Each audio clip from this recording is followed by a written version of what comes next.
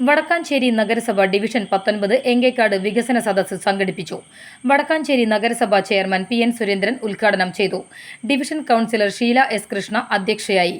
1,62,00,000 രൂപയുടെ വികസനക്ഷേമ പദ്ധതികളാണ് കഴിഞ്ഞ 5 വർഷക്കാലം ഡിവിഷനിൽ നടപ്പാക്കിയതെന്ന് division councillor Sheela S. Krishna പറഞ്ഞു. എങ്കേക്കാട് ഡിവിഷൻ വികസന രേഖ പ്രകാശനം ചെയ്തു. ഡിവിഷനിൽ സമീപകാലത്ത് പൂർത്തീകരിച്ച 21.8 ലക്ഷം രൂപയുടെ വികസന പദ്ധതികളുടെ ഉദ്ഘാടനം നഗരസഭാ ചെയർമാൻ പി.എൻ. സുരേന്ദ്രൻ നിർവഹിച്ചു. തുടർച്ചയായി 3 തവണ സ്വരാജ് ട്രോഫി 2ാം സ്ഥാനം, അയ്യങ്കാളി തൊഴിലുറപ്പ് പദ്ധതിയിൽ 1ാം സ്ഥാനം, സ്വച്ഛ് സർവേക്ഷണിൽ അഭിമാന നേട്ടം എന്നിവ കരസ്ഥമാക്കിയ വടക്കാഞ്ചേരി നഗരസഭ ഭരണസമിതി നേതൃത്വത്തെ ഡിവിഷനു വേണ്ടി ആദരിച്ചു. എങ്കേക്കാട് ഡിവിഷനിലെ തൊഴിലുറപ്പ് തൊഴിലാളികൾ, ഹരിതകർമ്മ സേനാംഗങ്ങൾ എന്നിവരെ ആദരിച്ചു.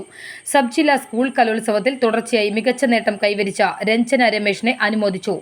നഗരസഭ വൈസ് ചെയർപേഴ്സൺ ഷീല മോഹൻ, വിദ്യാഭ്യാസകാര്യ സ്ഥിരം സമിതി അധ്യക്ഷൻ സി.വി. മുഹമ്മദ് ബഷീർ, ക്ഷേമകാര്യ സ്ഥിരം സമിതി അധ്യക്ഷ ജമീല ബി ടീച്ചർ, പൊതുമരാമത്ത് സ്ഥിരം സമിതി അധ്യക്ഷ സ്വപ്ന ശശി, മുൻ നഗരസഭ വൈസ് ചെയർമാൻ എം.ആർ. സോമനാരായണൻ, സി.വി. പൗലോസ്, കല്ലത്തണിക്കൽ സെയ്തലവി തുടങ്ങിയവർ ആശംസകൾ അർപ്പിച്ച് സംസാരിച്ചു.